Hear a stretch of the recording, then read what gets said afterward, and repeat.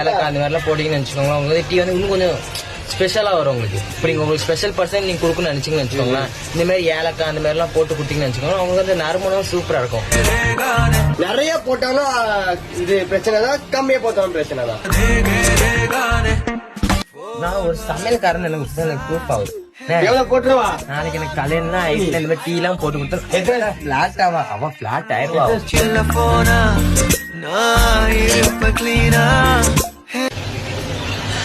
உங்க வீட்டுல இது கண்டிப்பா ட்ரை பண்ண, கண்டிப்பா வந்து குடிக்காம சொல்ல, இது சூப்பரா பொங்கிட்டு இருக்கு, சூப்பரா இருக்கு.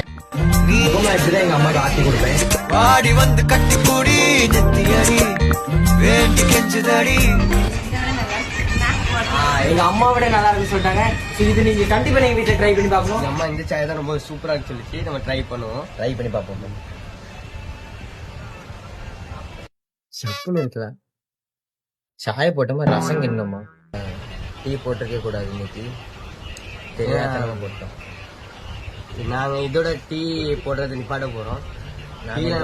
நெக்ஸ்ட் வ்ளாக்ல உங்களுக்கு தோசை ஏதாவது பண்ணி காமிக்கும். அது கண்டிப்பா அது நல்லபடியா வரும் நான் நம்புறேன்.